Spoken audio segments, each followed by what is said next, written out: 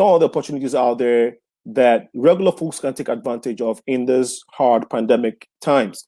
And you did touch on a lot of interesting things which the community really enjoyed and actually requested that you come back. And so for that reason, I want you to, let's start off with today. I mean, I know the current news is that I think the Senate has passed the second stimulus package. Can you elaborate a little bit on that? Okay, all right, thank you. All right, so the second stimulus package is something that everybody is looking up to. Yeah, it was actually passed by the first part of the Congress, which is happens to be the Democrat control House. Mm-hmm. Yeah, it was passed on May 15th, Friday, May 15th, last Friday. So Okay. now, after it gets passed, now it moved into the second part of the Congress, which happens to be the Republicans controlled Senate. So that is where we are at right now. Yeah, so let me say a few things about what is in it, in this package. Yeah, so with this package, if it gets passed if it gets past Senate and our president sign it into law, every American will receive $1,200. And this time around, each dependent child will get $1,200 instead of $500. So if you filed joint, you could get up to $6,000 if this becomes a law.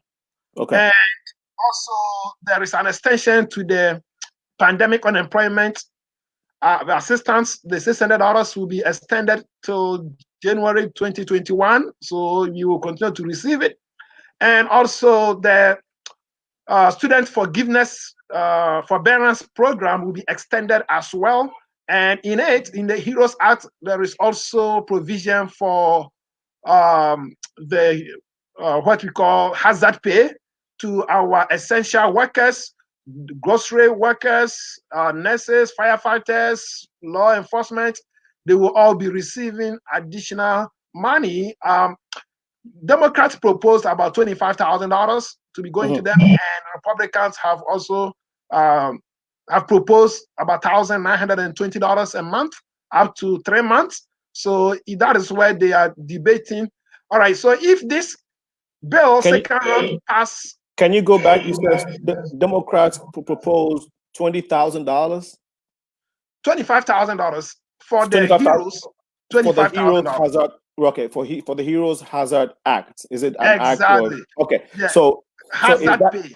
Hazard pay, is that for the lump sum for the 3 months, or this is just or is going to be split into a number of payments?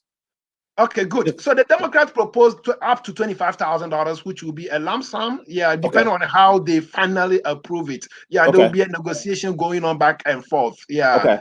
Okay. And Republicans have also proposed $1,920 instead. Yeah, on a monthly basis, up to 3 months. Up to 3 months. So exactly. Starting from February. Yes. Okay. Exactly. Yeah, it will be backdated and. Backdated. Once it gets passed, each essential worker, either a nurse, doctor, firefighter, or a grocery worker, you'll be able to receive additional stipend on top of the $1,200. That sounds good. That sounds good. Yes. Okay. Yes. Okay. Yeah, please go ahead. There have been a lot of arguments. If you listen to the Democrat side, their argument is they want to respond, they want to give a bold response to COVID-19 to make sure that we open the economy much stronger, that there will be more testing and put more money into the pocket of Americans. American people will have extra money, and that will boost the economy. And also part of the argument is to honor essential workers. So that has been their argument, and Republicans also, approving such a large bill is going to increase the federal deficit. And also Republicans, some also argue that giving them such extra money will make it harder to reduce the unemployment rate, when people don't see they need to go back to work, why would they go? So it's going to make it very hard to decrease the unemployment rate, which stands about 14%. So this has been the argument, but as at now, we know for sure is that a second bill will pass, but it's going to be negotiation. Either the Republicans will negotiate with Democrats to reshape the benefits in it, or they will consider either negotiating with the White House to pass this second bill. So we don't know for sure yet, but one thing that we know is that by end of May, there will be a second round, but the benefit is what has been the argument between these two parties. Okay. So by the end of May, there'll be a second round, and I'm thinking, well, there's news going around, or there's rumors. I mean, some states are opening. Actually, on CNN, I think my sister sent me a screenshot of CNN announcing that today, actually, most of the states except 17 were going to partially open. So does that mean that once the states start opening, and there's also news going around that by the end of this month, most of the states should open fully. So, but yeah, I'm just trying to look at how people are going to be survive. People are going to things are going to play out. Our companies, all of a sudden going to start employing people, and if that happens, would the check then be stopped, or this check is going to come through regardless? All right, great. So as at now, the second stimulus is not guaranteed. Okay. Yeah, the only way that gives us hope is the fact that both parties have agreed honoring essential workers. Okay. So that is why we do have that hope that the second round will be passed, because both have agreed. They have the common ground is that they want to honor our heroes. Yeah, so that gives us that hope. Now, the economy, yes, the economy is being, several states have already opened partially. And even if they open right now fully, it's going to take time. It's going to take time for employment to pick up. Yeah, so it was going to be slow before it gets to a half fully open and also in a full operation. That is why Democrats want to boost this opening with additional money into the pocket of Americans, whilst also empowering states with more testing. Yeah, Democrats feel that the way to expedite the process of the reopening is to pump money into the economy, into the hands of American people. Yeah, so regardless if it opens today or not, it's going to take time for the economy to pick up.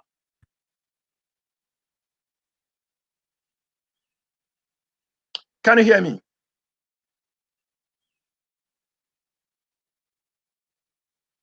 You can hear me, right?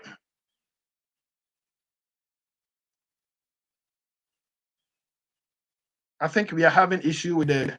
Yes. Okay. Okay. We just got you. Okay. So, all right. Please continue from where you left off. We apologize to our audience for the glitch. We hope that you keep bearing with us as we try to navigate through the difficult technical issues that we're having today. I don't know why today last week was fine. Today is extremely bad today, but we are confident that we'll go through this successfully. Please go ahead.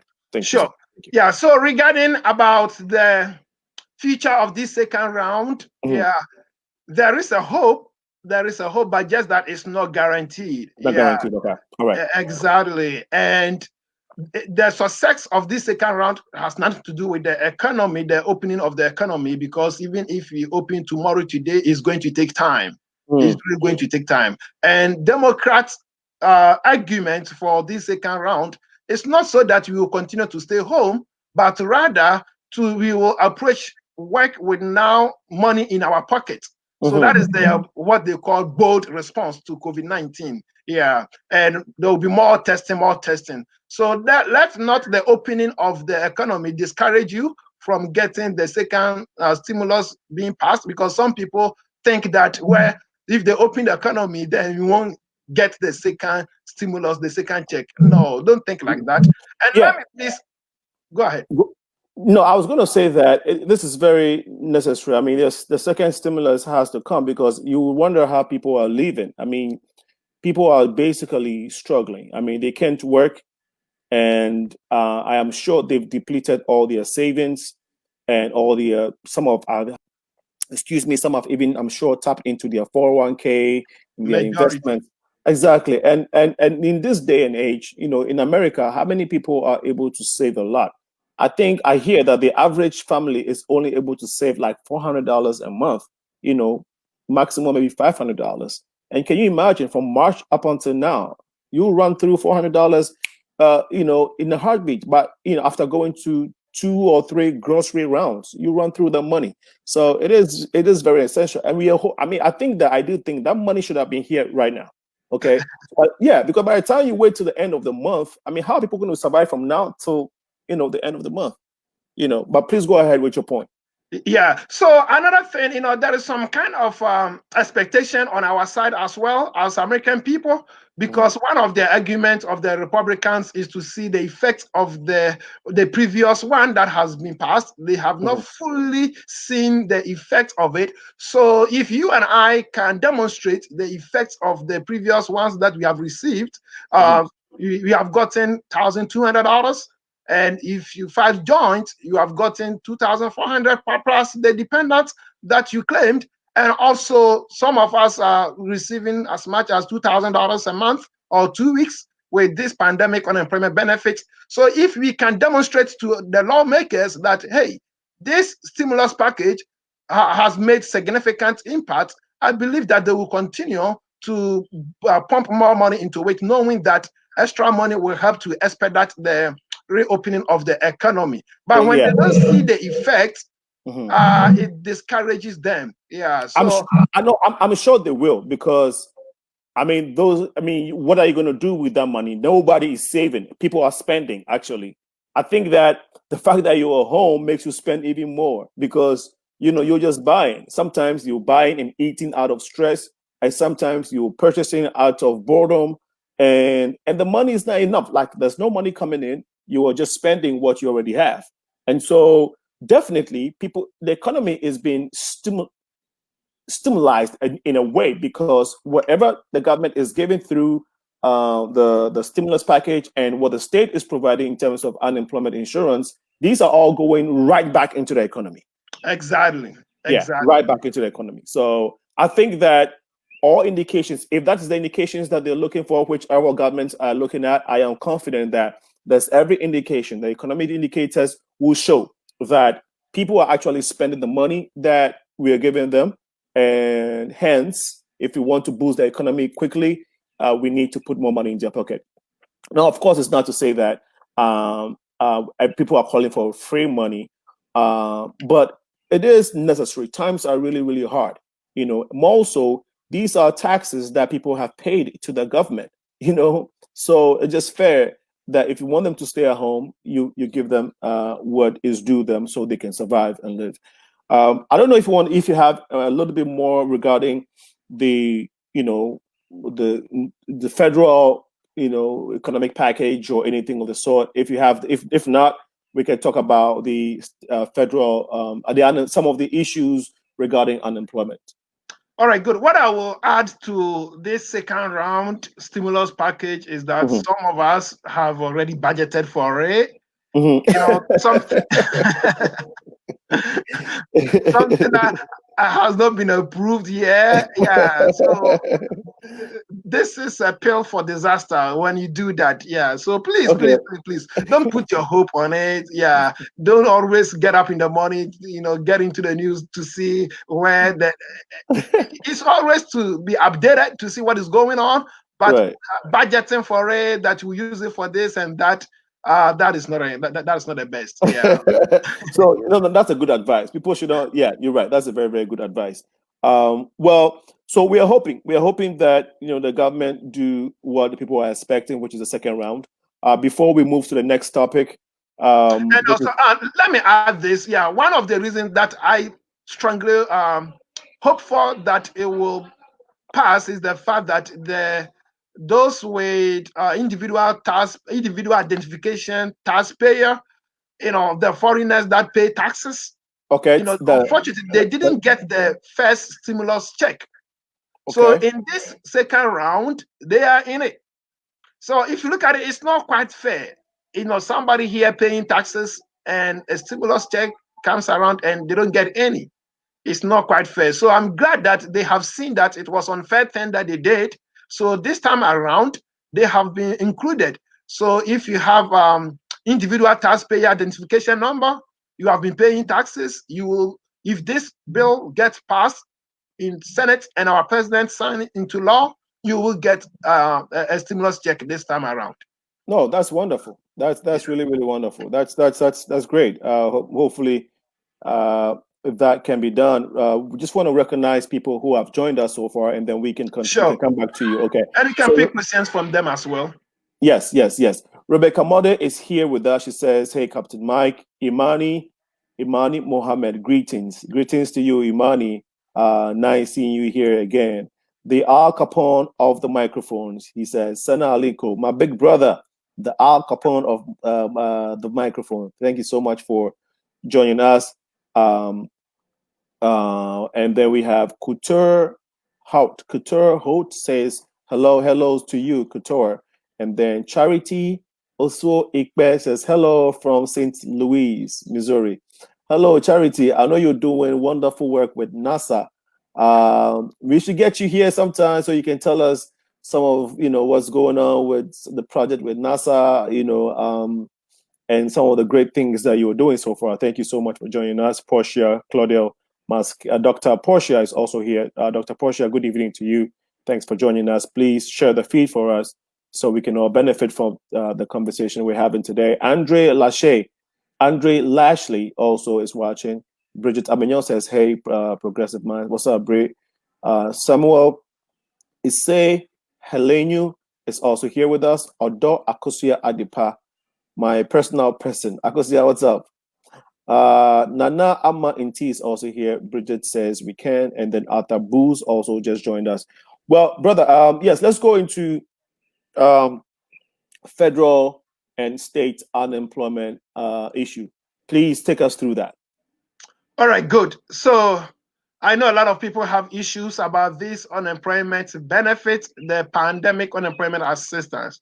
Mm-hmm. Okay, so basically, the unemployment insurance traditionally was passed with the focus of providing assistance to people who lose their job with no fault of their own, okay, and they are able, willing, available to work a full time, but they haven't gotten a job yet.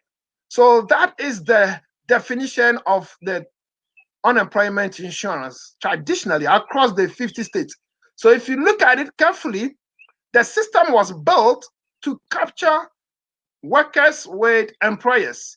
So if you are a worker with that employer, you are independent contractor, you are Uber driver, you braid hair, sole proprietor. The system was not built to accommodate your unemployment.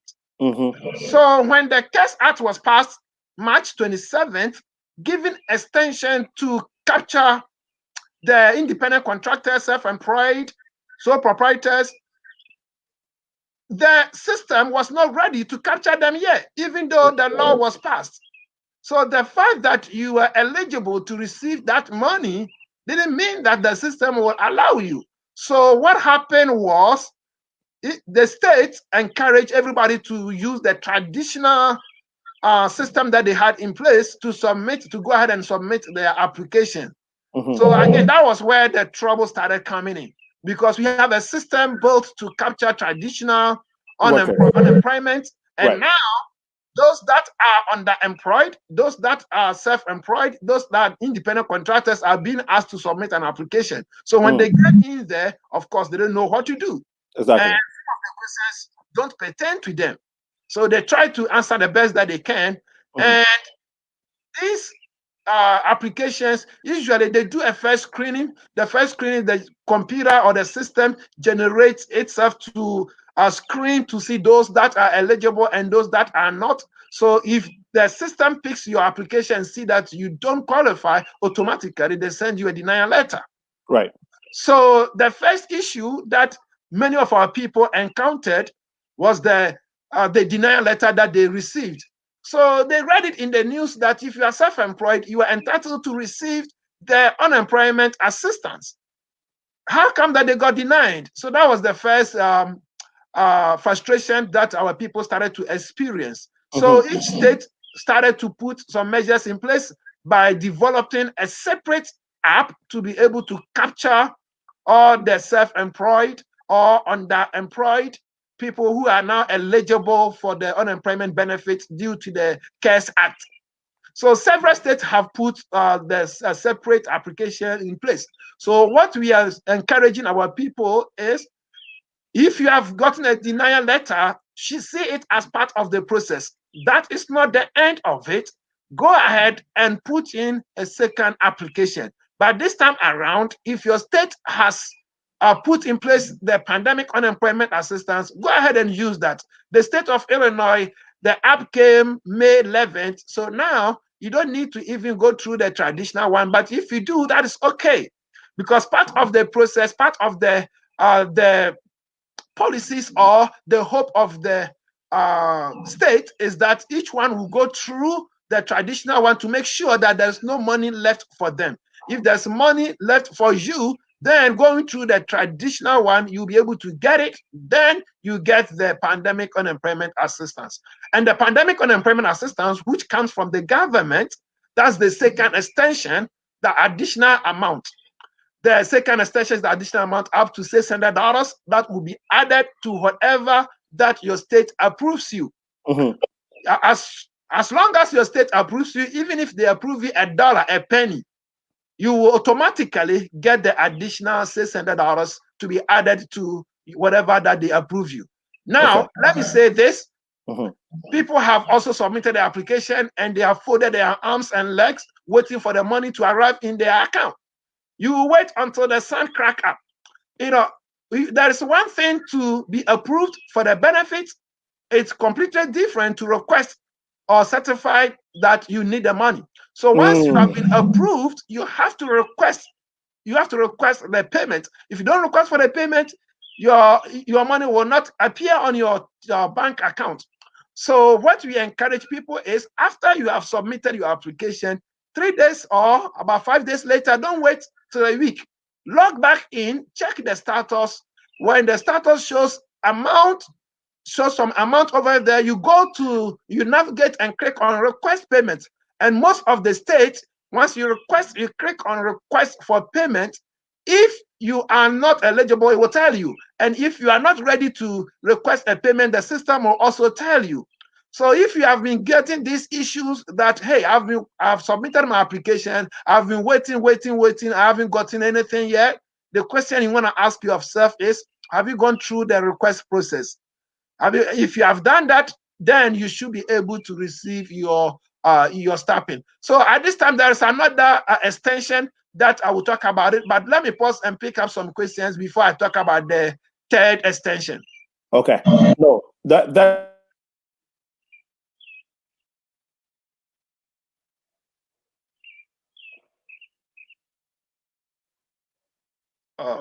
I think we are having an issue with our system.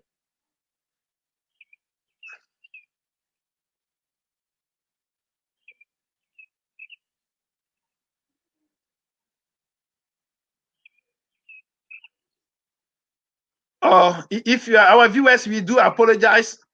We are having issues with our streamline. We are hoping that it gets better.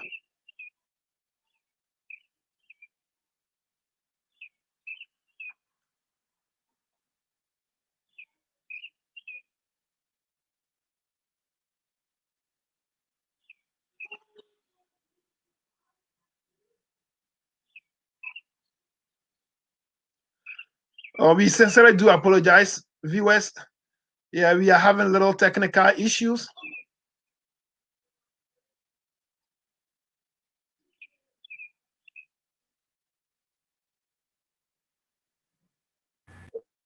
All right, great. Okay, we're back.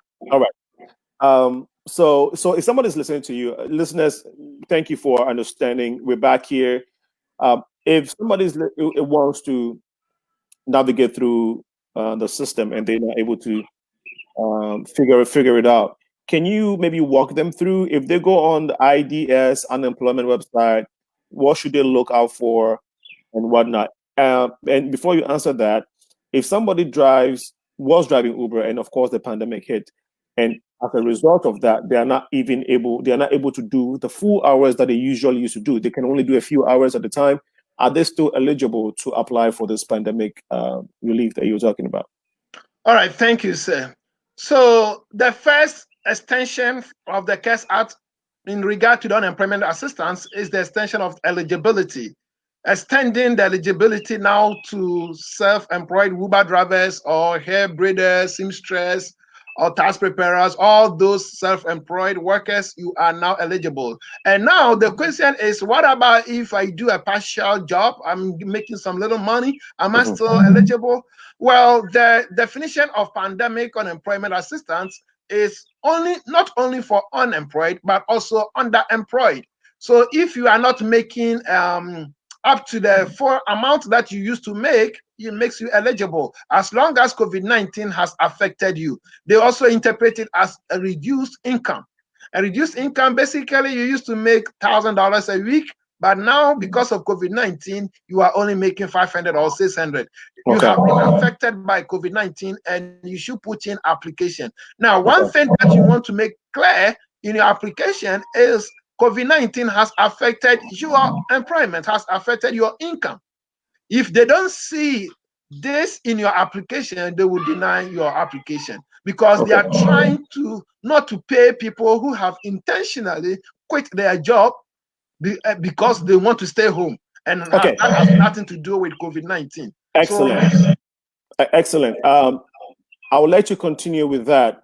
So, if somebody wants to go and take a look again, somebody who may have been denied before, if they go on the website, can you maybe walk them through, what to look for and all and that kind of thing? sure, for the past almost a month now, I have been super busy all helping our people.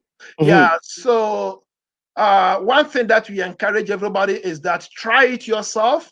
Mm-hmm. And if you cannot, contact people who have already done it. And Okay. if you are not able, I am always available to Okay. assist you any way possible. I've Then helped tremendous amount of people, and I wouldn't mind helping anyone who contacts me. No, that's a question on the floor. I'll let you answer that. The reason why I ask is that sometimes when you and I had a conversation about this, and so and a lot of times people are not able to navigate, the system because the website is very wordy, and people sometimes just rush through it and are unable to catch some salient things. So I would say if you go on the website, look out for I think it's called pandemic relief. It has something Yeah. to do with pandemic or something, and that should be what you're looking for. Take your time to answer it, and like he said, it will ask you a few questions, and then you are also saying that you have to show proof that you work or you did not work, whatever it is. You have to show a document. You have to upload a document to show that this has affected you one way or the other. Okay, so there are some questions coming in, and please go ahead, listeners. Feel free to ask your questions as we go along. We have one from uh, Ogbonaya Joy. She says, actually, before I go there, Stella Amadi just joined us. Stella, you are welcome to the Progressive Minds. Please help share the feed for us so we can all benefit. Your friends can also benefit from this. Ogbonaya Joy says, is a 501c3 organization qualified to apply? Can you please go ahead and answer the question before that? Greetings to Alinko and your guests. Keep on giving us the best. This is from Efa Ameya Kakape Original. Also, big ups to Ramonski Love, the Al Capone of radio, the Al Capone of the microphone. Ramonski Love, big up to you. Thanks for joining us. Please go ahead, if you may, answering that question. Sure. So regarding to workers of non-profit organizations, such as you work for your church, you are secretary to your church, or whatever non-profit organization that you work for, you are still eligible. You are eligible. Now, what you need is a documentation that shows your earning. Yeah, so you have to provide some sort of documentation from 2019, and this will include your taxes, 2019 taxes, or you use a 1099, if your nonprofit organization has given you a 1099, is a proof that you used to work, and now because of the COVID-19 you are no longer earning an income. Or if you have been offered a job, you can also use that as a documentation. So basically, anything that supports your income you are earning prior to COVID-19, it's accepted. It's It does accepted. not have Okay. to be taxes. Yeah, it doesn't have to Okay. be a tax document. Yeah. Okay. No, great response. Paystab, you can use Paystab, yes, to support your application.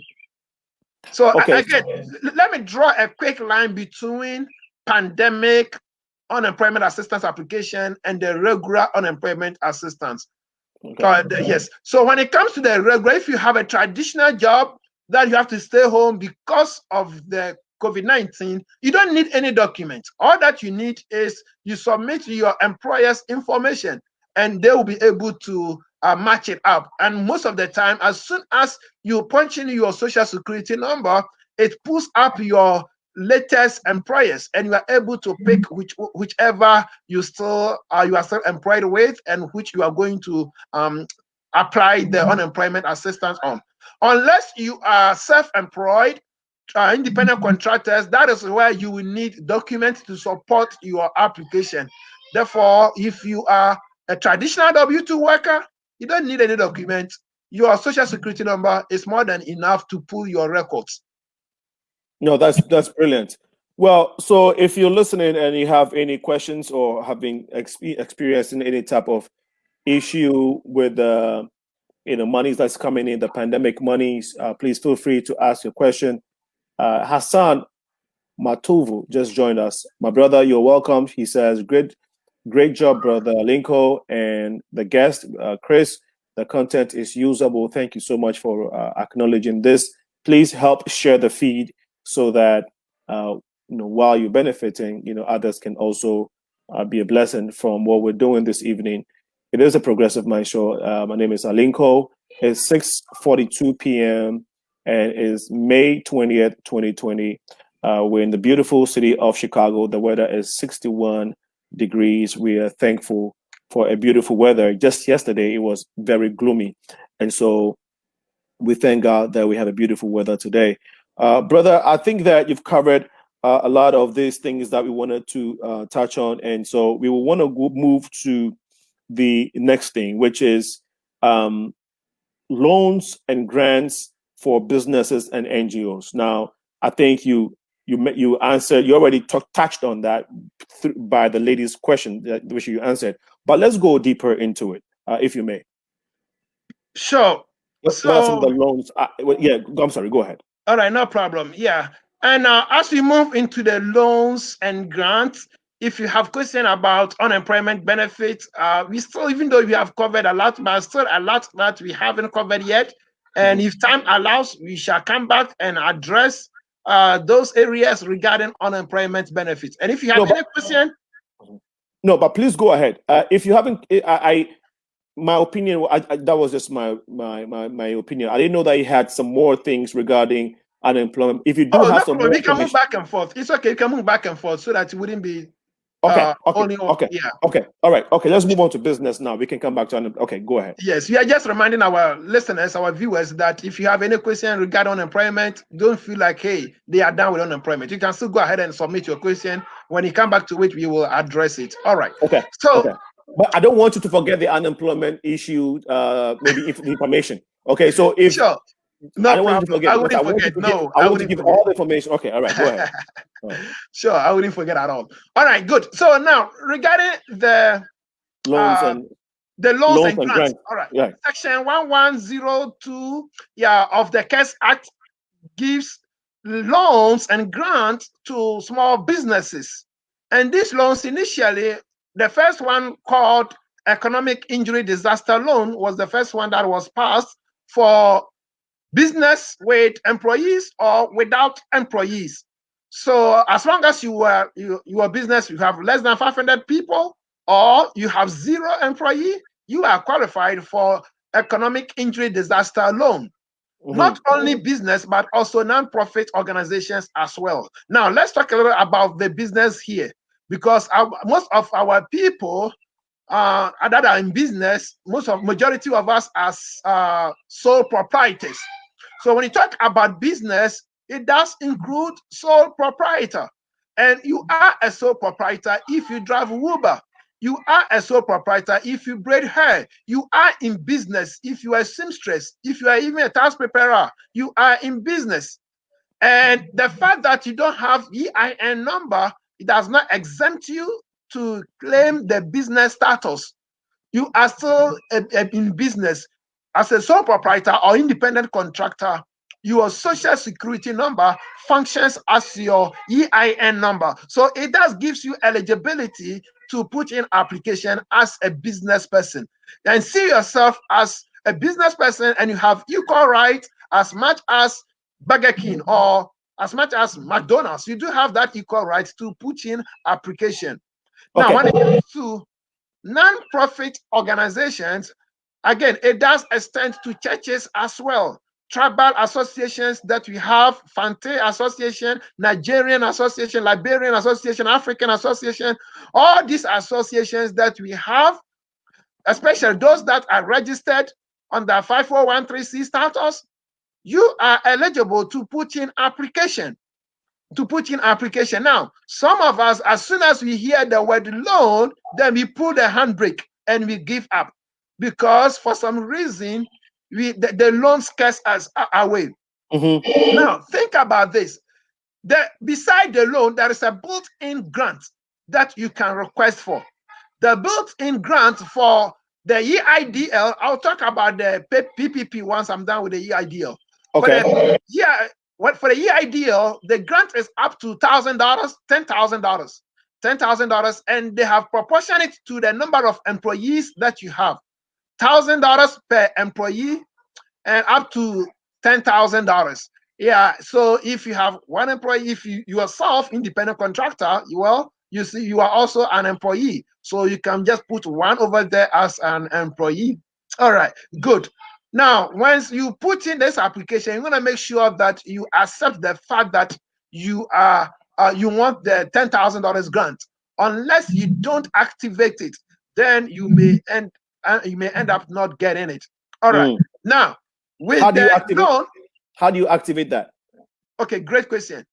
There is a question in the application process that asks you, do you want the $10,000 grant? And that question is not required. So if you are kind of person that looks around to answer questions that are only required, you end up missing that question. So you want to make sure that you read across the lines. You read very carefully. Yeah. Now, so some of the requirements after the second stimulus was passed, the second business loan, I'm not talking about the stimulus package, but I'm talking about the extra money, $483 billion that was passed. They put across that agricultural businesses will now be considered priority. Yeah, so that does not mean that if you are not in agriculture, you shouldn't put in the application. Once they are done, or as they see that the demand is now getting slow, they will extend it to all businesses, all non-profit organizations, and those who have submitted the application will be first to be considered. So we are encouraging everybody to put in application. And what is it? Even if they say no, you don't lose anything. Yeah. Now let me talk about the interest. Okay, if you have any question, I can pause. You were going to talk about loans, and that's when I came in. So please continue with the loans. Yeah. All right, good. So now the grant is about 10,000 on the EIDL. Now the loans, it's up to on the EIDL, it's up to 2 million, or how COVID-19 has affected you. All right, and on the EIDL, you will have up to 30 years to pay back this money. It's just like a mortgage. So you have a lot of time. You know, the auto loan that we get mostly 5 years, but this time you have up to 30 years. And the interest rate for businesses is 3.75%, and for non-profit organizations is 2.75%. Wow. All right. Uh-huh. So how do you and I know there's a few questions here. Okay, there's some comments I want to read. Solomon Egan says, Sir Alinko, felicitations to your awesome panelists for this education, especially to the old schools, which is seniors. And Rebecca is asking, so how can you get the information to apply for the business grants? That's what I was going to ask you. Great information, but how do people, let's say, after hearing all this, how do people go to access what website, what organization? I heard something about SBA and then Axiom. Where can people go to find this money? All right, great. Thank you. Now, let me, before I talk about where to pick where to get the money, let me Okay. address this attitude. Okay, go ahead. Everybody wants free money, including myself. I am number one. Mm-hmm. Some of us, we come in with the attitude of, I want the grant, I don't want the loan. I want the grant, I don't want the loan. There's nothing like a separate money for grant and a separate money for loan. You apply for the loan, and in the process, the question asks you, do you want the grant? Then you accept it. All right. Regarding where to submit application, you go to SBA line, SBA website. I do have the link, and I encourage you contact me. So if you can please put my number there, and everybody can contact me, and I'll send you the link to put in the application.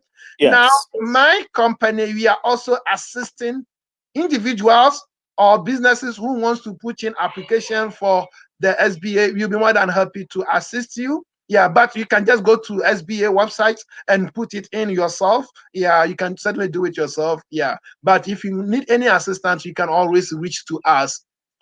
Should I talk about the requirement? Give us your contact number, and then I okay, can. Sure. My contact number is 512. 1 second. Let me try it again. Contact number. We have. Okay. I'm trying to put it in the box so people can see it. Okay. So it's 512. 512-999. Okay. 6724. Okay. So we have 67. 512-999-6724. Okay. All right. Thank you. Please go ahead. All right. Great. So now, when it comes to the requirements, there is no EIDL. The good thing about the EIDL is very straightforward. There's no major requirement other than credits that they look at. Yeah, and those who comes through our program, we also build business credit to help them to put in application for this loan. And one thing that among the reasons why I encourage people to put in application, even if you are not agricultural, is the fact that this loan is going to last up to the end of the year, December 31st. Yeah, but this does not mean that you should wait until December before you put in the application. If you are somebody that your business credit is not that great, you haven't built it up yet, we can help you. And when the business credit is not that good, they also look at the personal side, and we also help our people as well. Yeah, so you have that opportunity. Now, another thing that I would say is that the EIDL application asks for business phone number. For some reason, if you put in your cell phone number, the system doesn't accept it. So you have to have a business phone number, and we also help our people who don't have the business phone number and get registered to get a business phone number to complete the application. Okay. Mr. Johnny Woods just joined us. He says, very educational discussion. Great job, Alinko, and your guest, Johnny Woods. Johnny Woods, one of my favorites. Thank you so much for joining us. And okay, so Joy asked for the number. Joy, the number is scrolling down the feed. If you're watching it, the number is scrolling down there, and it's 512-999-6724. Is that correct? Yes, that's correct. Okay, so yeah, you can have his number and call and try to get in touch with him. All right, so so basically, people can just go to, you said, the SBA website. SBA website, yes, US SBA website, US business Small Business Administration. Yeah. Is it also possible that they can contact their local banks or credit unions to find out if this opportunity is available for them? For the EIDL loan is handled by SBA, Okay, and the PPP is handled by their local banks. But if you go to your local bank, they can give you the link as well. let's talk Yeah. about PPP. All right, good. So the PPP, as the name implies, payroll protection plan. So again, the name itself It's a defines what it self-explanatory. is.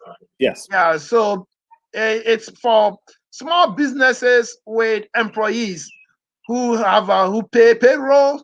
Yeah, so payroll protection plan also passed right after the EIDL, and the eligibility almost the same as the EIDL.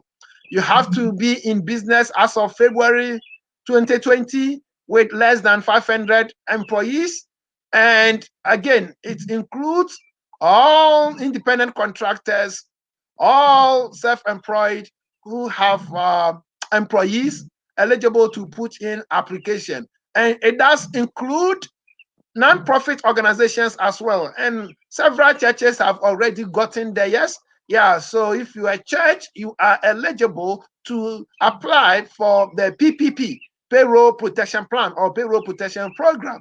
Now, where do you apply this loan?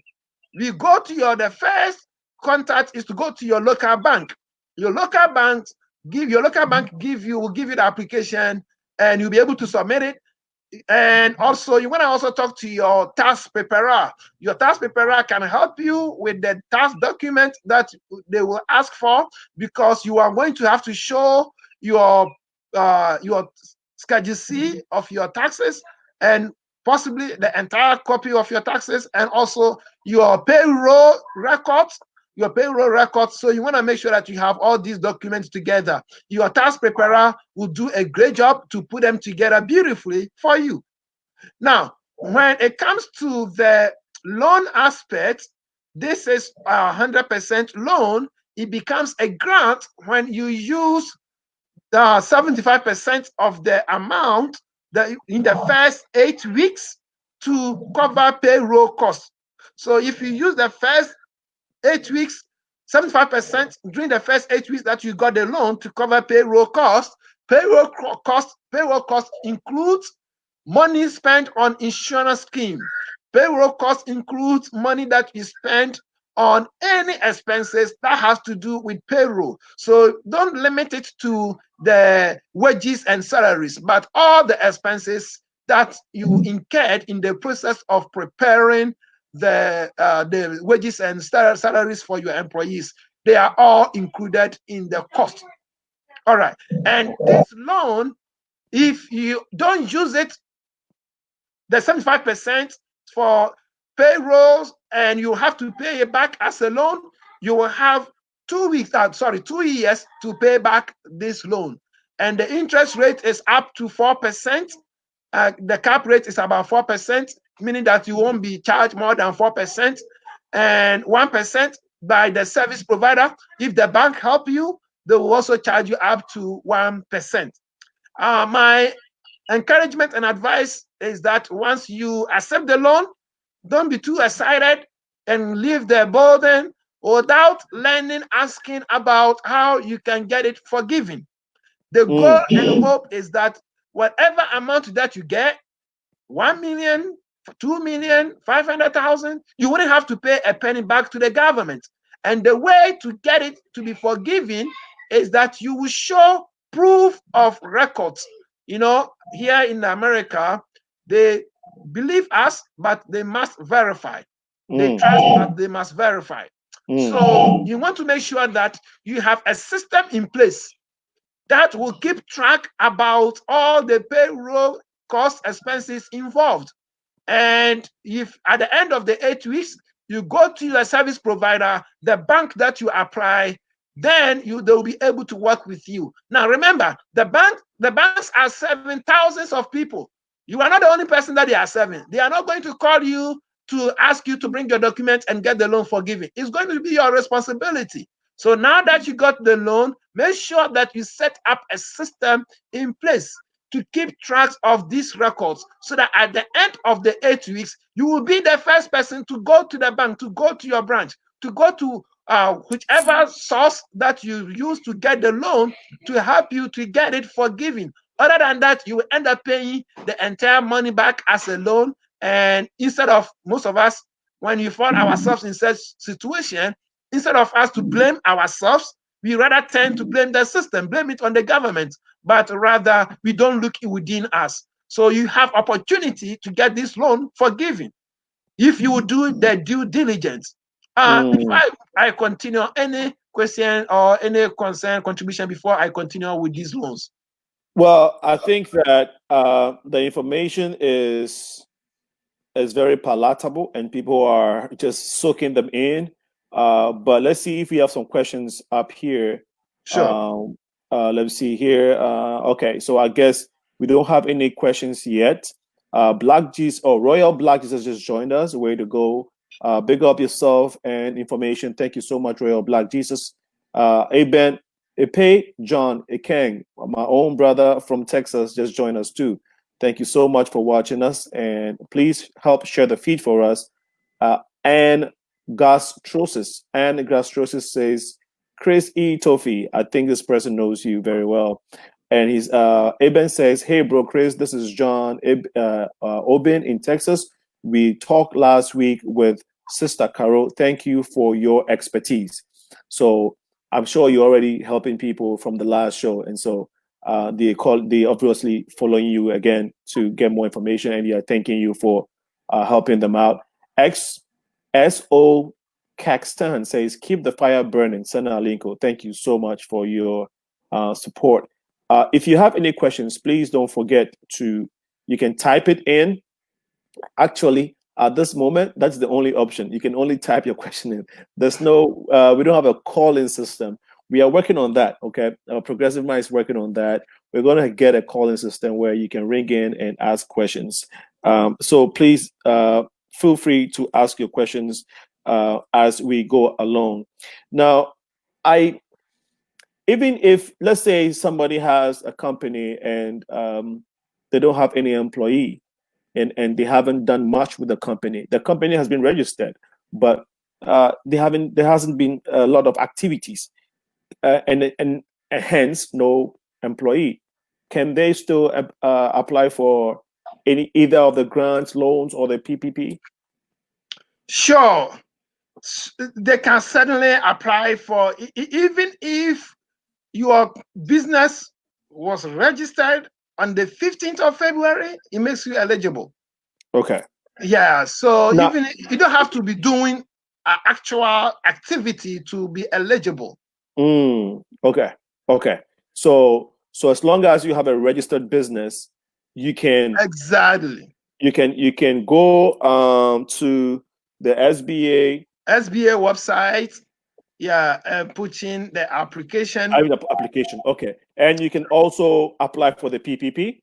The PPP local banks, Wells Fargo's participating, Chase Bank participating, Bank of America participating, and several credit unions are also participating. So we encourage everybody to first of all talk to their local banks to put in the application, and even including PayPal. I've heard about it that PayPal has put up a very beautiful system to accept application to speed up the process. So it's available for all of us to tap in. Oh, okay. So it doesn't matter the organization you have and how old your organization is. There's opportunity for you to, get some money. And you said something which is very interesting. You said that a lot of times we are afraid of loans as people from, the African community, or maybe Black people, or just regular folk. People are scared of loans, Yeah. But you're saying that we should not. That shouldn't be the case. We should go ahead and try to apply for this loan, because at the end of the day, the interest rate is low, one, and two, the lifespan of the loan is 30 years, right? Yes, sure. Yeah, and so let me say, okay, go ahead. No, please continue. Yeah, it's amazing how we sometimes act You see, the whole idea, philosophy behind these loans, grants, money is for us to get our life way advanced, more than where we are right now, is to get your business to operate much better than you used to be prior to COVID-19. So government wants to boost your business by providing you all the mechanism that you need. And you and I, we know that business cannot operate fully without money. Mm-hmm. But we have this mentality that everything has to be handed to me free. That's not how it works. We have to find a way to pay back the government, to pay back the system. So the mindset that, oh, I don't want the loan, I don't want the loan, it doesn't help at all. You know, Okay. they are giving you money that you use 30 years to pay back. What else do you need? What Okay. else again? So I don't really see it to be the amount, the fact that you have to pay back, but it boils down to our self-limiting mentality that we have. We expect everything to be easy, smooth, simple. It is impossible to achieve greatness by looking for an easy route, by looking for a free handout. If you don't go through the pain, if you don't pay your due diligence, you are going to be in the same zone or before COVID-19. So please and please see this as opportunity to advance your business. And anytime I go to African shops, I sometimes feel so bad, and I say this humbly, and I hope that you will see it as an encouragement. Compare our stores, compare our shops, compare our business to that of Americans, to that of the Western world. We see vast difference. Professionalism, the environment, the building itself, even the restroom. Compare that to the Western world. We all Okay. have the same opportunity.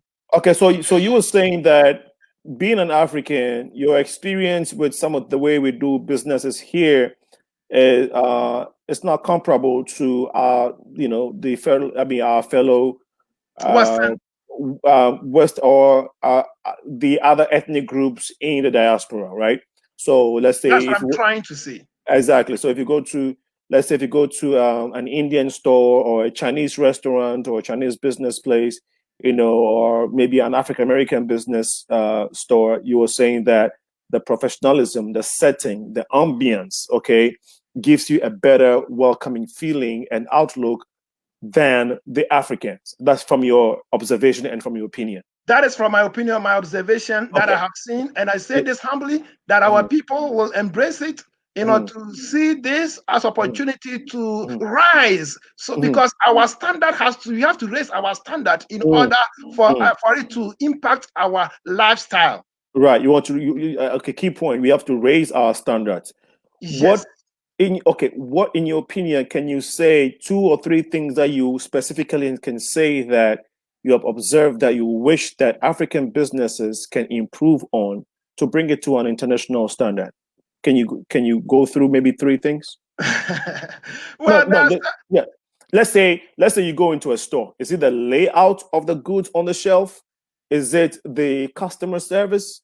Is it the just the welcoming, so to you, what is it? Or is it just the way that they talk to people in the store? What is it for you? Okay, all right, great. So again and again, please, I hope that nobody takes this as offense, but No, no, rather no. as Yeah. an encouragement, Yes. as a way to improve our lives or the way Exactly. that Yeah. we do things. Yeah. Hmm. Hmm. So first of all, I'm not picking on any particular store.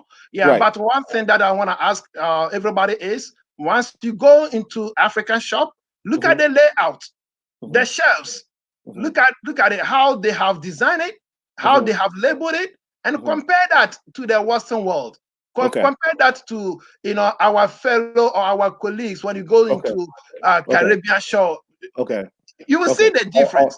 Okay. All right. So I think that there's a point there, and of course, a lot of African stores are also doing very well. So Yes, a lot of them are also doing well. Yes, you have to yeah, acknowledge that. exactly, Exactly. to your point, you're just saying that many times we like to just do things the way we've known or the way we've done it so many years past. We we just tend to keep, of course, our tradition and our values, and sometimes we are not prone to change, as much as we should. And so, like, and again, to all the audience, it's not bashing anybody, but I think you were passionate about the fact that there is so much money out there right now in this era that we can take advantage of. And I understand most of our attitude is that we're not even looking for the money. I would not be surprised if some African person who's listening to this has a business and they'll go tomorrow. I mean, after this show, they're not even going to bother to go online to try to apply or to attempt to take on this information and act on it. But this is something that is available for everybody. It doesn't matter your race. So I think to your point, you were just encouraging our people to do more than what we are doing currently, because there is more out there. We always have to seek to improve on ourselves, and that's a very great point. So listeners, if you have a business or know somebody who has one, or you're trying to go into, or even if you just register your business and haven't done a lot of work, there's a lot of money out there. Go ahead to sba.com, and then to maybe you'll call your credit union, a bank, or call your bank and ask information. I have a company, I want to register, I want to apply for loans. They'll give you more information. And then if you want more resources, contact my brother here. His number is 512 999 6724. You can also reach out to the Progressive Minds team, which is info.progressiveminds@gmail.com. That's my email, info.progressiveminds@gmail.com. Or when you go on Facebook, Progressive Minds, all one word, leave us a message and we'll try and get back to you. Hassan has a question. He says, if I hire new employees after the cutoff dates, do the expenses on these new employees help toward turning loan to a grant? Yes, certainly. Yes. Okay. Yes. So basically, under the PPP, for example, you have to prepare your quarterly payroll. So it gives you the opportunity to include your new hires. Okay. Yeah. And he's saying this can help from turning the loan into grant. Into a grant. Yes, okay. It will help a lot. Yeah. One thing that we encourage people I have part up some of the areas that we consider to be payroll costs. Unfortunately, it's not on top of my mind. If you contact me, I'll be able to get it to you. When we say payroll costs, it's not only the wages and salaries, but all the expenses that contribute to the preparation of the wages and salaries. Yeah. Okay. If you contact me, I'll be able to send you that list. All right. Now, if somebody applied for the federal unemployment assistance and they didn't get it, actually, let me rephrase the question. What would you advise folks who have not received the stimulus check, the first stimulus check up until now? All right. Okay, the first stimulus check, the $1,200. Yes. All right, great. So the first thing that I want to address is the origin of this check, so that it will help to answer. All right. There was I think I saw a WhatsApp video that the guy was saying that, hey, this money you have to pay back when you are filing your taxes, blah, blah, blah. Okay, so that $1,200 that we received a few weeks ago, was a special tax credit for year 2020. And tax credit for year 2020 is supposed to be claimed in year 2021. So what Congress have done is to advance that $1,200 that we should have claimed it in 2021 when we are filing our 2020 taxes. Okay. So it's a kind of money, it's a special tax credit created. So it's money that we are not entitled to, and we are not obligated for it. We are not, it's not something that we are entitled to receive. It's something that is meant to be given to us. So that clarifies the fear that you will have to pay back. It's money that you would not have to pay back. It's money that it will not increase your tax liable income. No, it will not. All right, good. So because it's money that has to be earned in 2021, but rather they are advancing it right now, that is why some people have the feeling that if it's an advancement, then something that we have to pay back. No, we don't pay Okay. back. You don't pay back. Now, Okay. So now the question. yeah. Okay. Go ahead. Answer the question. This is just to give you the background so that I can answer the question. It will be much clearer. Okay. Again, it is a 2020 taxes to be earned in 2021. Therefore, if for any reason you did not get this $1,200 or you did not get the $500 dependent or whatever amount, some people got less $1,000 even though their adjusted gross income was just $30,000. For some reason, they only got $1,000. All right, whatever reason, you will be able to claim this difference or the amount in your 2020 taxes when you get to 2021 by God's grace and you file your 2020 taxes. So the simplest answer that I want to give you is that you will still get it when you file your 2020 taxes when you get to 2021 by God's grace. Is that clear, please? Okay. So if you didn't get it, there's nothing you can do now. Wait till okay. No, so that's what you're saying. Wait till 2021, file your taxes, and then do you have to claim that 1,200 that you missed in 2020? Do you specifically have to mention that, or they automatically just give it to you because you missed it? All right, great. Now let me address the first comment that if you don't get it and that's the end of it, you shouldn't make any effort. No, I'm not saying that you shouldn't make any effort. You can continue to make the effort as much as you want. And as a matter of fact, if you look at the timeline, the checks, this 1,002 should be continuing until somewhere September.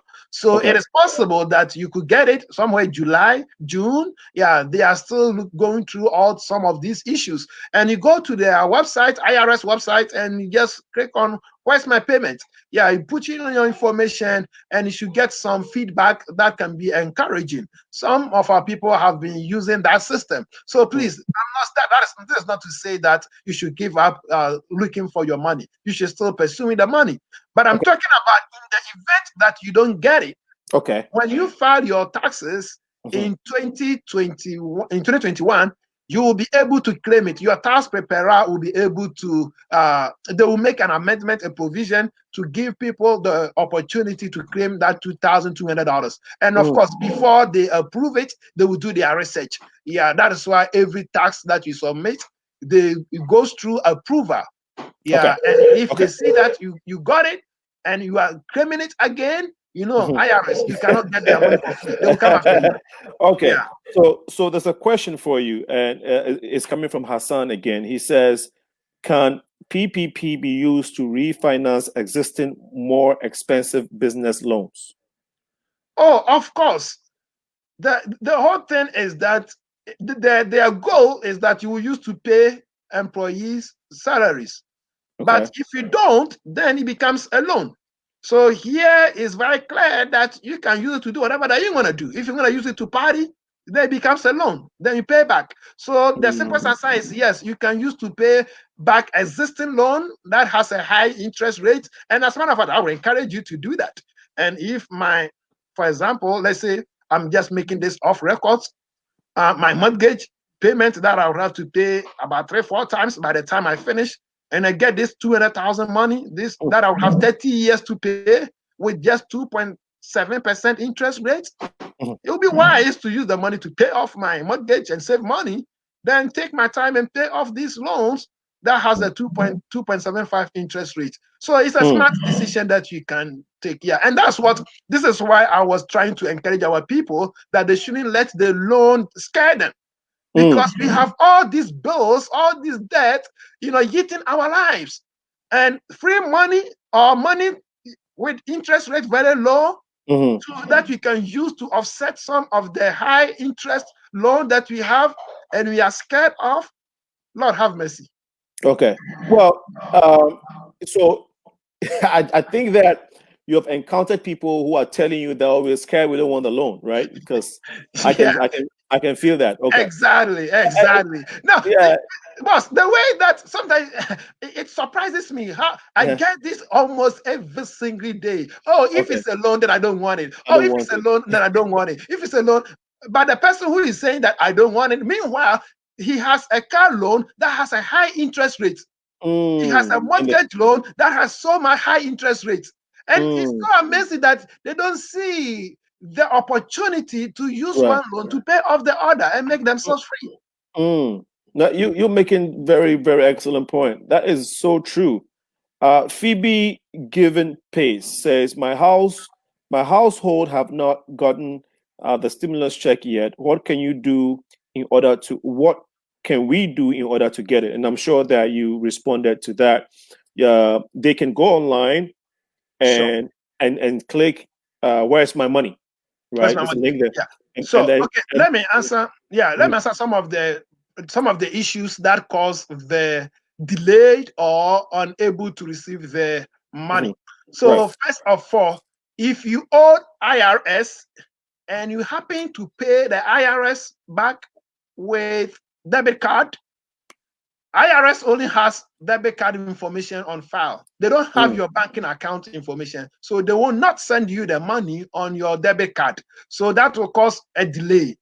We have read that in some cases they will try as much as they can to verify the address and mail the address. But when you have millions of people pressuring, going the extra mile becomes discouraging.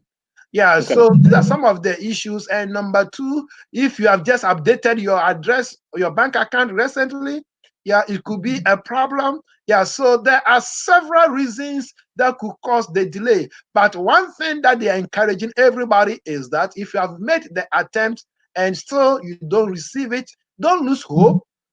In 2021, when you file your 2020 taxes, You you'll can be get it. able to claim it. Yeah. Now, is there any possibility that, let's say, you have a child support claim issue on your name, or there is any kind of legal issue on your name? Do you think that that can prohibit the government from giving you your money? Is there a chance?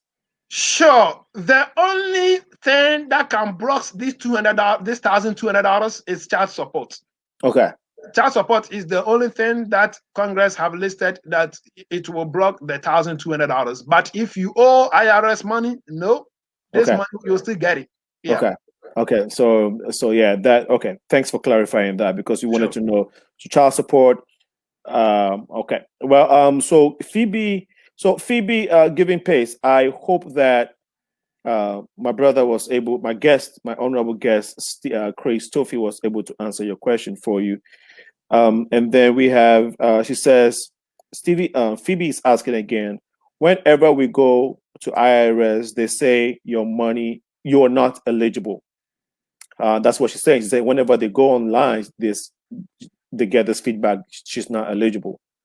So that Yeah, it's okay. So the system is programmed in a way that it will capture people who filed 2018, 2019 taxes.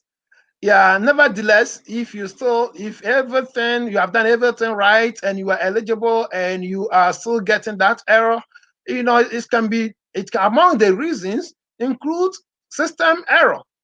Yeah, so don't lose hope yet. Don't give up yet. You can still try to contact them.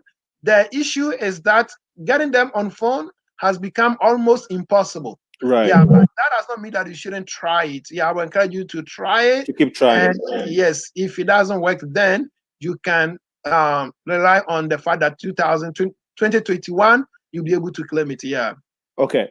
Um, so well, I hope Phoebe that helps you a little bit, because this is going to be difficult. We understand, but maybe if you keep trying and trying, hopefully Yeah.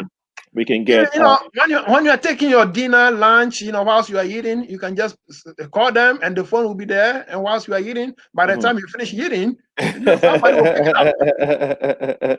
No, that's a great point. That's what I usually do when I'm calling, these companies that I know for sure that I'm not gonna get them in the next a few minutes. I Yeah, will just be doing my thing, then I will call them whilst I'm doing my thing. When they that come makes on the line, yeah. That makes sense. That makes a lot of sense. Okay, so you were listening to the Progressive Mind Show at 7:25 p.m. here in the city, beautiful, beautiful city of Chicago. If you haven't been to Chicago yet, take the opportunity to, oh, well, this summer you can't travel, right? Because of the whole situation. But Well, we Chicago, are hoping that things will get better. that's true. We're speaking Yeah. it into existence. Things will get better. Yes. People can travel and go about their normal life. Sure, sure. I commend the city of Chicago. It's very, very beautiful. Well, As- not quite Texas. Let me say, okay. Dallas is so beautiful. Yeah, Okay. I would invite you to be in Dallas. Thank you. And I hear it's spacious, it's huge, everything is big in Oh Dallas. my goodness, I love Oh, Dallas. oh my God. Okay. I can't wait. I can't wait.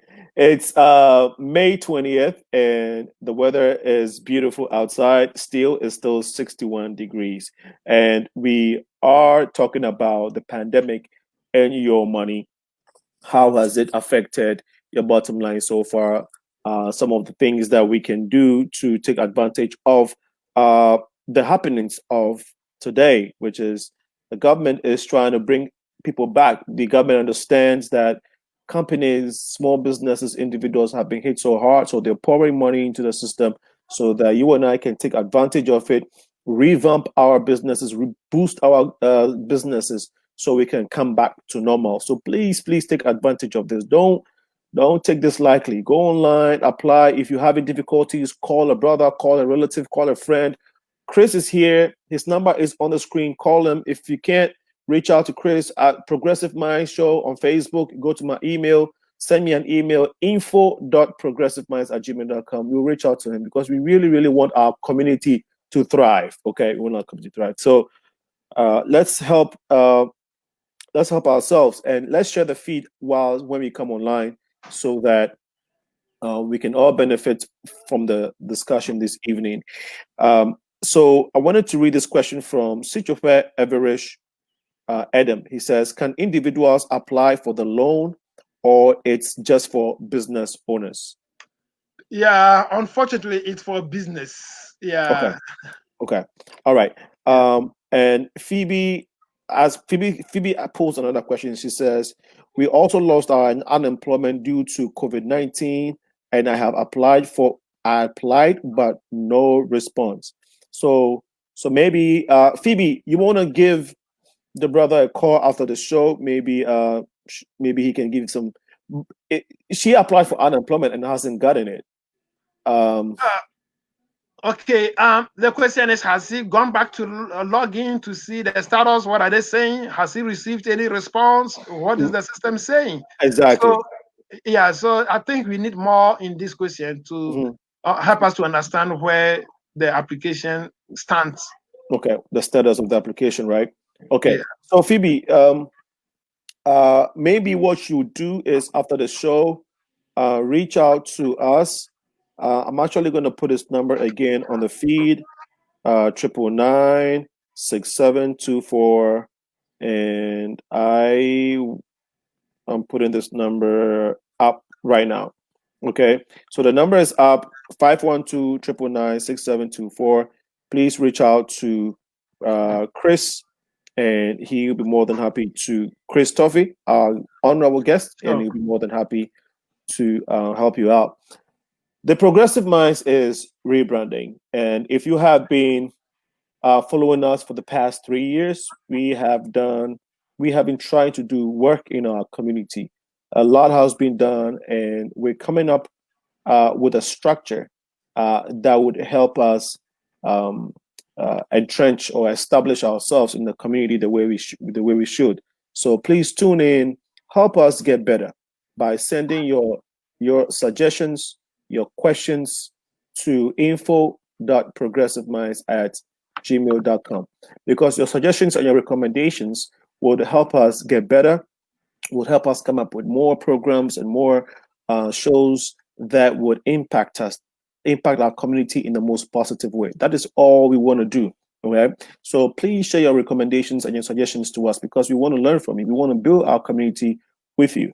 All right. And these things are very, very important that it takes an individual to build a community, and an individual can't do it alone. So it will be my efforts, your efforts, others join in, and this is how we can improve on our lives and be a better uh, uh, and improve on our society. We have to be better citizens in the society in which we live in. So please help make this a possibility by sending your recommendations and suggestions to us as to what you think of what we're doing and how we can get better. Also, we wanted to, okay, I'll come back to that. Brother Chris, let's talk about business line credit, uh, business line, I mean, business credit. Okay. How do you build your business credit? How important is it? Can you walk us through that? All right, great. So to better understand business credit is to look at personal credit or consumer credit.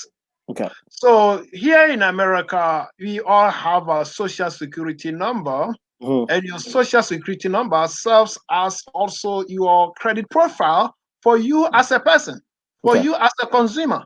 So anytime you are dealing with any transactions that involves credit, they ask for this social security number. So you built this credit profile on our social security number. And if you take yours seriously and you build it effectively, you are able to buy a house, buy a vehicle, or at a very low interest rate, get personal loan and all credit cards at a very low interest rate, get your life much better, improved. That's the focus of credit cards. I wish that I'll have time to talk about it. All right, Yeah, good.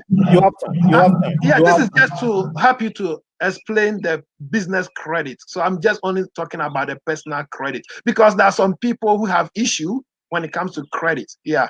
But Okay. here in America, the easiest way to achieve financial freedom is through credit. It's so much easy to achieve financial freedom through credit once you understand the system than trying to save up money to be a cash consumer. All right, anyway, let's put it aside. Mhm. Now, as it is in the personal or consumer world, so it is in the business world as well. Mhm. In the personal world, we have our social security number that functions as our credit profile the consumer's field. In the business world, we have the EIN number. The EIN number also serves as the for credit profile for the business, just as your social security number. Mhm. And just as you build your you are the credit profile for your social security as a person, you can also build the credit profile for the business, completely different from your personal credit. Okay. Good. Now, once you understand that this is also an avenue, it will avoid putting all expenses on all business expenses on your personal credit to Mhm. overburden your personal credit because you only have a limit. You can't put so much when it comes to personal credit. So some of us that have business, Uber, we braid hair, draft truck, whenever you buy a gas, whenever you do a maintenance on your vehicle, you use your credit cards. You use Mhm. your credit cards. It limits you. It limits you. And non-profit organizations as well, it does limit us.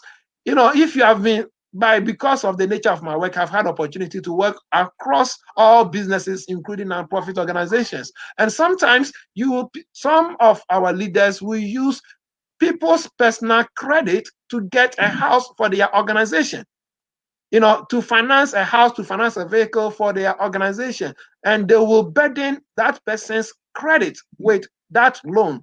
If you take the opportunity and build the business credit for your nonprofit organization, for your business, the Uber that you drive, or whatever business that you render, now you will shift the major expenses onto your business credit profile. You see, one difference between the personal and the business is that if you have, let's say, you go to Wells Fargo's bank give you a personal credit of $1,000. And if you spend all these $1,000 limit, it's going to affect your credit score. your Okay. consumer credit score. Right. Because you have exceeded the 30%. There is something called 30% utilization when it comes to the personal credit. But consumer credit, business credit doesn't have anything like that. You can spend all the 10,000, all the limit, and will still have no effect on your credit score. That is the beauty of business credit. Okay. So you are in business, you have this large expense to make, and now you are in trouble. Because if you put it on your personal credit, it's going to affect your credit score. Why don't you take a moment and build your business credit? There is no successful business in America who does not use business credit. Walmart use business credit. McDonald's use business credit. Amazon, they use business credit. All the merchandise that you buy at Walmart store, do you think they use money? No, they buy them using business credit. And the money that we pay them, they use that money to pay off their lenders. And here in America, the more that you show to be credit worthy, the more money they give you. Right. It's a matter of showing credit worthiness. So when it comes to business credit, I can talk and talk and talk. Yeah. Okay. Be a time where we can deeper. So with this data you have given, let's pick some questions to answer for anyone who wants to know more about the business credit. Well, yeah. So if anybody has a question, please go ahead and you can type it in regarding business credit, even if it's personal credit. Please go ahead and please go ahead and type it in. We would like to. He's of course ready to answer the question for you. But so somebody has a business or they just started one. They haven't done much with it. Where do they start with business credit? Go to their bank and say, hey, I bank with you, Fifth Third Bank. I want to open a business credit line. Is that how you go about it? Okay, great question. So in the personal credit, you see we have credit bureaus, right? We have the credit bureaus that they are Equifax, TransUnion. All right, the creditors report the consumer transactions onto them. So anytime you want to see your credit score, your consumer credit score, you go to these three major bureaus to get your credit report. In the same way, when it comes to business, we do have business bureaus, business credit bureaus. And in order for you to establish your business credit profile, you want to make sure that these transactions that you are getting in the name of business get reported to your business credit profile. Okay. And most of us, because this is different from just going to Walmart and apply for a Walmart business credit card. They can give you the business credit card, but if you haven't developed your business credit profile to have because there has to be a relationship between your business credit profile and the business credit bureaus. Okay. For example, those who are in the field, they know about Dun and Bradstreet. This one of the major business credit bureaus. And, okay. My question is, where do you begin? Okay. Where do you begin? Okay. Yeah. So I have registered my company, and it's new, and I want to build a profile. How do you begin? Yes. So good. So the way to begin it is to first making sure that you have established relationship with the business credit bureaus. That we call it credit worthiness. So part of the process, the first step is to make sure, number one, you want to make sure that all aspects about your business, both the state level and the federal level, they are all congruent. So once they have double checked all these things, because believe me, when you apply for business loan, business credit cards, there are systems that are in place that check all of these things. Okay. So as soon as you throw in your EIN number, they cross-check that there is not any fraudulent activity that your business is involved in. So they check to make sure that the DBA name that you are using at the state level matches what the federal government has. Okay. Now, after that, then you moved into relationship with the business credit bureaus. Okay, how do you do that? You go on the website and create a profile? Yes. Okay. Yes. So you have to apply for what we call Dun and Bradstreet number. So Dun and Bradstreet number is one of the major business credit bureaus, and you cannot So you go on website. You go on their website. Yes, you go on their website. Yeah, I don't have the link of Okay. mine. Okay, it's called Dan and Bradstreet. Blackstreet. Yes. You go on their website and you create a profile on their website. On their website, yes. And then again, before they will also approve their your number and assign you that number, they will also make sure that you have passed the credibility test. Which You is know what I'm saying? But you know how when it comes to business, the activities of your business is essential. You okay. know what I'm saying? Yeah. So that brings me to the initial question. At what stage do you start building your business profile, when it comes to business credit, to enable you or to make you eligible for business credit? The reason I'm asking is there are a lot of people who are listening who, we have to do this, but how do we go about it, right? So All right, great. That's what I'm asking you. Sure. Sure, no problem at all. And that is what we do. Yeah, that is the service that we actually provide. Yeah, I will try as much as possible. The basic steps, the basic ABC steps that an individual who does not have a lot of activities with their EIN number yet. So let's start from the very beginning. Number one, okay, I want to be in business. The first thing that you do, you go to the state and then you register your business. Right. Number two, you get your EIN number. You cannot build a business credit with that EIN number. Okay. So that means that sole proprietorship is out of the game, because most of the sole proprietors, you don't use their EIN number. All right. So once you have your business registered, you have your EIN number.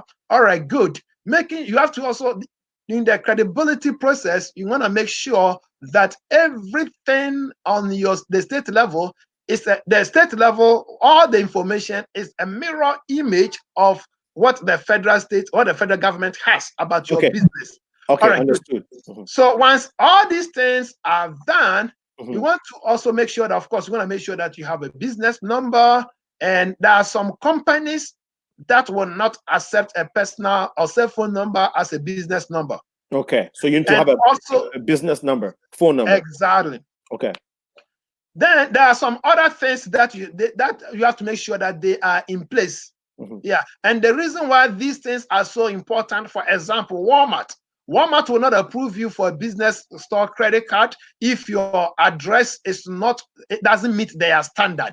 Okay. All right. So once you have all these credibility tests passed, now the next thing is to, just like secure credit, you have to get your Dun & Bradstreet number.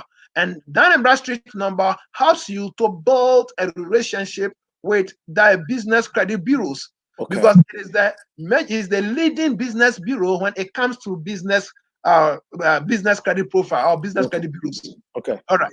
Okay. So once you have gotten that one in place, now the next step is just like personal credit, building the consumer credit. Can anyone, if you don't have any credit at all, can you go to Chase Bank and apply for auto loan or apply for mortgage loan? They will deny you because you don't have any credit. Okay. So after you have laid the foundation, the credibility test, the relationship with the business credit bureaus, now you start with the initial credit. Now, the initial credit, we have specific, 99% of banks and stores, before they will solely report to the business credit profile and not your personal, they want to make sure that you have established your business credit before they will report to that. Now, why is this so important? If you don't take that initial step to establish it and you jump ahead and you go and apply for, let's say, Chase business credit card, they approved you. This is what the banks do, because they make money based on the loan, all the credit cards that they give you. So once you apply for the business credit cards, they check up, they put in the application, and they make sure that they hit your EIN number to make sure that that business profile has been developed. If it has been developed, then no issue. They just they build your credit, they put the loan on your EIN number, which is your business credit profile, and that is where you want it to be. But if they don't find it developed, they will send it straight onto your personal credit. In other words, the first thing that they pull They pull your business credit profile, and if it's blank, empty, has not been developed yet, now they go into your personal credit. The personal credit. And if your personal credit is also a mess, then they deny you. Yeah. Okay. So, okay. No, that wasn't my fault. I don't know where that noise is coming from, but Yeah, I'm trying to address, yeah, because some of our people, when they start to hear about business credit, they think more about the one that they have with the bank. Most of the time, if you go and pull your report, your personal credit report, you will see that that credit that you got from the store, from the company, has been reported to your personal report as well. But you don't want it to be reported to the personal credit, but you want it to be reported to the business credit, because in the business credit, the amount of money, amount of credit that you have on that profile doesn't matter. well, but it is not your call for it to be reported to your personal credit or your business credit. I mean, you don't control that. Well, you control that. You Okay. control that, certainly. So you control what has to be reported to where? I mean, because if Sure. you take a loan, say if you have a credit card and the report is being made to the three credit bureaus, they don't consult you to make that report, right? I mean, they Yeah. just Okay. Yeah. Most of the time, they don't consult you. That is the problem about this. They don't consult you. And even if they deny you when it comes to business credit, when they deny you, they won't even tell you the reason why they deny you. And they are not under any obligation to tell you why they deny you. right. So the responsibility is on you to first develop your business credit profile. Okay. Once you develop your business credit, now you are able to apply it and ask them to be reported, ask it to be reported onto your business credit profile. Those who come through our program, we even coach them. The good thing is that we do have lots of lenders, alternative lenders, that don't even ask for your social security number. So one of the secrets that we give to our people is that if you can choose any bank that you want, any lender that you want, you don't have to come through our lenders. But when you are going out there and you are applying for business credit, do not give your social security number to them. Yeah. And one of the issues that they encounter is that most of the people who pick the application, they are not also trained about the business credit profile. So they will just asking for your information. So it's your job to tell them that no, you don't need the social security number. When they ask for it, no, you just tell them to use your EIN number. So in the first place, wherever there is a social security number, you put your EIN number. You put your EIN number. And once they hit it, it's going to go straight onto your EIN number. And they will see that the credit has already been built, because there are other credit that has already been reported. Is that okay? No, that makes sense. Okay, so you have you have a new business. You make sure that you have a company phone, legitimate company phone, and what else? You mentioned something else, address and all of that, right? Legitimate, Sure. Okay, so now how? And then you go to what's the name of the company again? Okay, Dun and Bradstreet. Dun and Blackstreet. Okay, Yeah. but now, how do you now have that money, that loan, that money on your Okay, card? great. So basically, the reason why we call this credibility thing that you have to meet is that each lender is different. Each company looks for specific things. So when you go through the professional process, then they make sure that you have met all the standards, so that it doesn't matter wherever you go, you'll be able to provide whatever that they are looking for. All right, good. So once credibility is done, Dun and Bradstreet is done, you have established the relationship with the business credit bureaus, then now you move to the initial credit. Okay. So the initial credit is just like the personal credit. When you above your personal credit, you get what you call secure credit card. Right, initial credit. So yes, you can go to your bank or any bank to do that. No, not Okay. any bank. Not any bank. Was Fergus Bank was the only bank that used to provide secured business credit card. But as of 2020, they stopped doing that. Okay. And that secured, unlike the personal secured credit card, that it doesn't matter. As long as you have your $200, $300, they will give you the secured personal credit card. When it comes to the business secured card, They want to make sure that all your credibility, all the relationship are all established before they will approve you. Okay. So once they approve you, now you use that, we call it net 20, net 25, net 30. So basically the net 30, meaning that you have 30 days to make the payment. Okay. And one beautiful thing about the business credit is when it comes to the personal or consumer credit, there are 5 categories that they look at. For example, they look at the payment history, they look at amount of debt, they look at credit mix, they look at all of this, even including new credit or inquiries. All of these factors play a role when it comes to your credit score. Okay. But when it comes to business credit, it's only based on the payment. So once you get this trade line or secured business credit line, and that says net 30, it means you have 30 days to make the payment. And as long as you make the payment within the 30 days, you are good to go. Okay. You see, some people who come through our credit repair process, sometimes I will ask them to get about 3 credit cards. I'll ask them on top of that, if they don't have installment credit, I'll ask them to also get installment credit, because you need a credit mix to boost your credit score. You can't only have one revolving account such as credit cards. You also need installment credit as well. But when it comes to business credit, all these things are out of the way. So it makes it so easy to apply for business credit. Yeah, sounds like business credit. Yeah.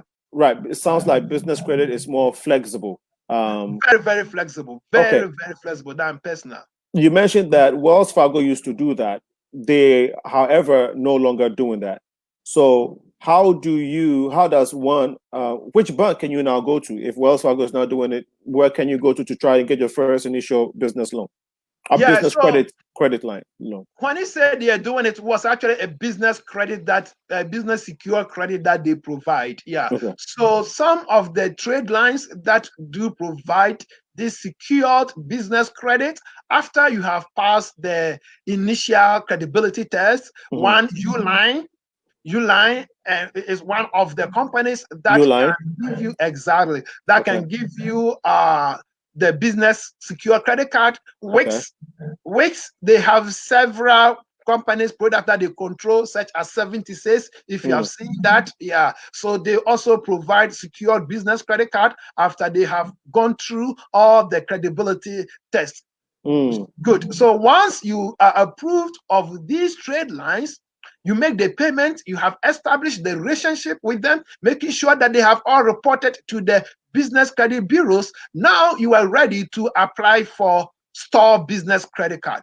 You will not be Walmart, Home Depot, Lowe's, they will not approve you the business store credit to report to your business, the business profile, if they don't see any activities. That is why you go in that sequence. Okay. So if you try to beat the system by trying to get ahead, you're gonna get yourself denied, frustrated, and it's not a problem, but not going through the process. Yeah. That makes a lot of sense. Good. Go ahead. So those who come through our program, we actually have a portal that we have designed, and it's step-by-step process. From 1, then you graduate, just like going to high school. From grade 9, you go to grade 10. From grade 10, you go to grade 11. From grade 11, 12, then you graduate. So you have made that step-by-step process to help everyone. Yeah, and as soon as you get through the process, you are on your way to qualify as much as 10,000, 100,000 business loan, 50,000 business loan, or 200,000, or $1 million.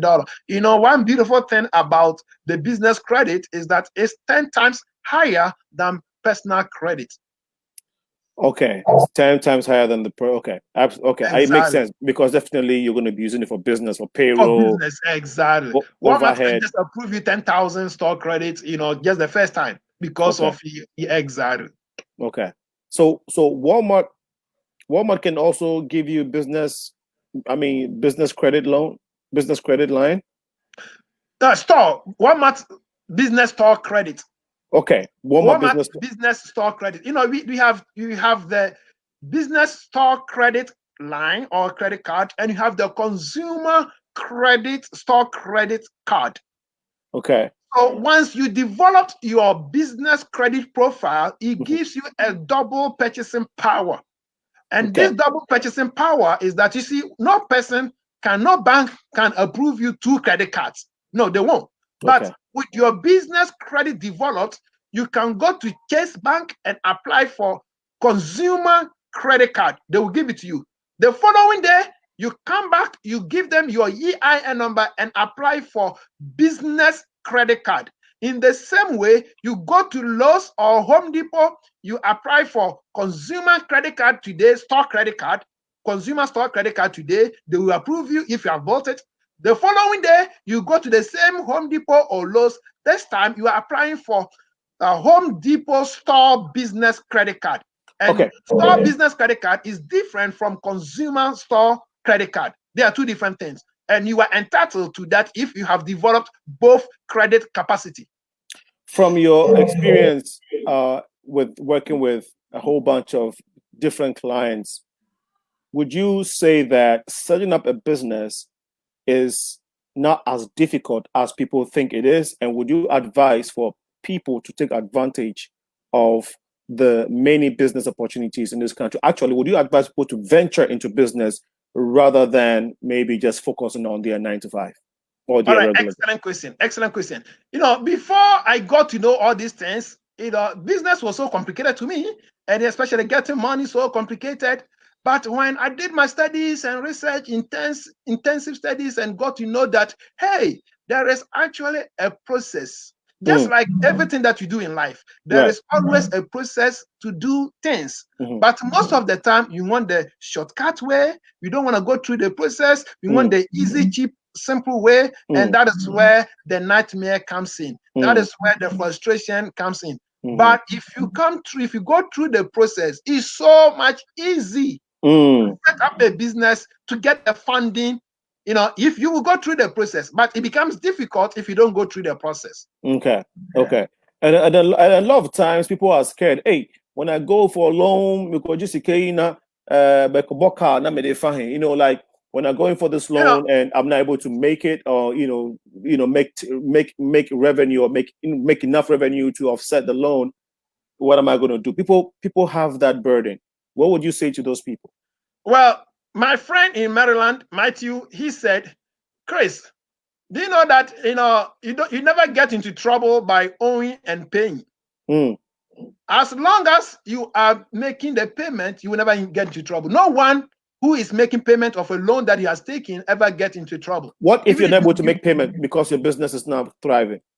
Yes. Okay. So let's say, for example, you owe a credit card debt of, say, $50,000. You are unable to make the payments. The worst thing that the credit card company can do is to file a lawsuit before it can even snatch your money from your checking account. They don't have right to go into your checking account until they file a lawsuit. All right. So now the worst, we are looking at the worst case scenario that can ever happen. So now you go to the judge, you demonstrate to the judge that you don't have the money. What the judge will ask you is that, how much can you pay?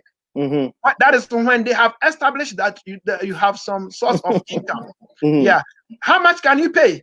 And if you can pay $5, that will be the judgment.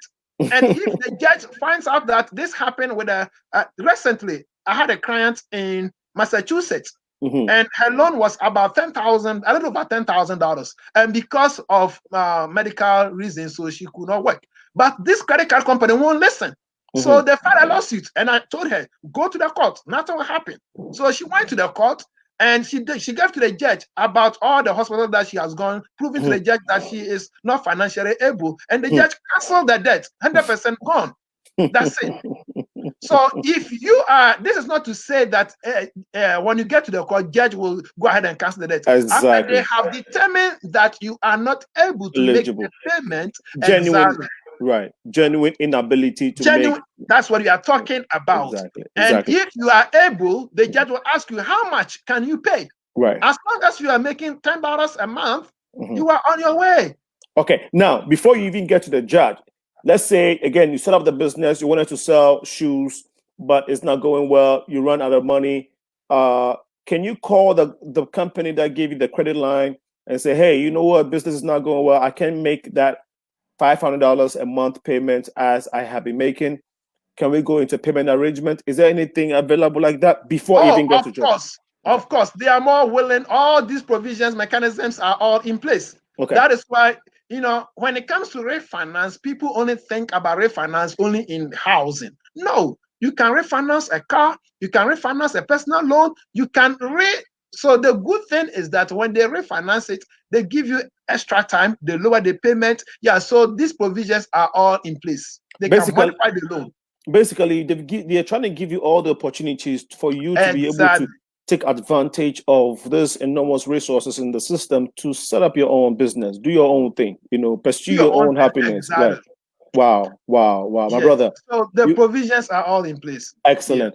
Well, listeners, we are at the end of the show. It's 8 p.m. and we have to end. It's been awesome, awesome, awesome so far. This evening we discussed um, the stimulus check that has, the new one that is coming, issues with some of issues with the old one. People who are not being able to retrieve the old one are still going through it. We discussed that. We also talked about loans and credit for businesses and NGOs. NGOs are eligible to apply for small business loans right now. Go to sba.com, and then also building your credit line for your business. Building credit, your credit, what Business credit credit, personal credit. exactly? Sure. Building your business credit, which will enable you to get funding. We discussed all that. Some of you asked questions. Also, a few of you also posed. Sent your suggestions in. I'd like to thank everybody that has contributed to tonight's conversation. It's been great, great, wonderful having all of you.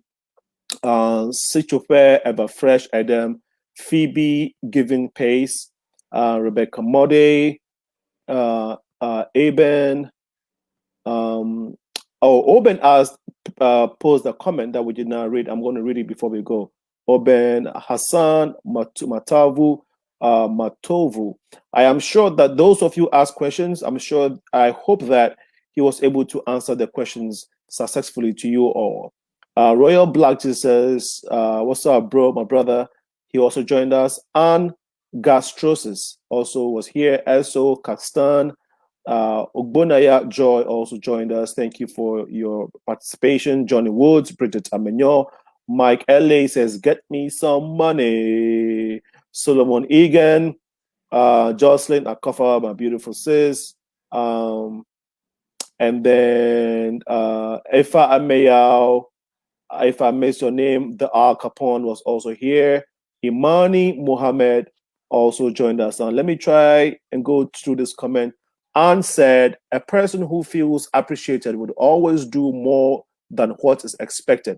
African diasporan appreciates your work. Senna, keep it up. Great content today, absorbing it all. Thank you, Mr. Tofi. So Anne is very grateful. Anne, we thank you so much for your participation and your support. This is how we can get better. This is how we can keep bringing you the best with you supporting us, because without you, there is no progressive minds. And Eben says, thank you, Brother Senna, Brother Linko, for pointing out that the African community does not follow through these type of programs. Brother Chris is a good resource for all of us. Africans are not aware of some of these programs because they are not aware. And sometimes they don't even care. If we can reach out to our African businessmen and women through our social gatherings places, I am convinced they will be interested. And that has been our mantra, Oben. It has been our burden to try and get some of this information to our community, because this is how we can grow. Oba Equia Najimbi also just joined us. My brother, please give us your closing remarks. And you've shared your information, but of course, share them again so that people can reach out to you when they want to. Sure. Thank you so much for the opportunity. And first of all, I want to thank our listeners, our viewers for joining us this hour. We really, really appreciate it. And I personally appreciate the wonderful support that you have given us. Yeah, one thing that I want to say is that there is no problem on this earth without some kinds of resources or without some kind of support, even including COVID-19. There's still some support. Right. Yeah, so if you have any financial issue regarding investment, life insurance, credit, both business and personal, please, I am more than willing to help you. My passion is in this area. That's what I do for a living. I teach, and I don't charge any money when it comes to mentoring, when it comes to teaching of these things. I am passionate for these things. So I'll be more than willing to share with you investment opportunities, life insurance, credit, both for business, personal, or college fund for your children. Please feel free to contact me at 512-999-6724. Again, 512-999-6724. Thank you so much, and may God bless you all. And is there a website or any social media? Oh, yes. My website is at chris@christophy.com. Chris@Christophy. My email is at chris@christophy.com, and the website is www.christophy.com. Okay. Email is www.christophy.com, and the email address is chris@christophy.com. Currently, no, not last but one. How many clients are you working with at the moment? Because this information, I mean, I'm sure you're being bombarded. Yes. Yes, when it comes to consumer credit, I have a lot. Yeah, and likewise, the investment and life insurance over almost 1,000. But where I have the low number of people is the business. Our Africans haven't gotten this concept yet. Yeah, they haven't gotten the concept yet. Yeah. Okay, so I think we have to hammer on business, and so hopefully our people can be comfortable. I think it's all. I think it's the fear of the unknown, right? Yeah. And it's the risk, the fear of the risk that needs to be taken, and also the fact that we're not. This is new to us. It's new to us. Exactly. It's new to us. Yes, car loan. That is why we are encouraging education. Yeah, we'll quickly take a car loan. We'll take a mortgage, but it's just like business loans like car loan. Just go for it. But you have to organize yourself. You have to be meticulous, though, to get that. Now, lastly, if you have 20 seconds with somebody and you want to give them one investment advice, what would you tell them in these days? Well, in this day, my investment opportunity, the number one investment vehicle that I personally have been putting my money in is an index. Index, okay. Yes. Okay. Yeah, well, index credit and investment. Yeah. Index credit and investment. Okay. On that note, we want to thank all of you once again.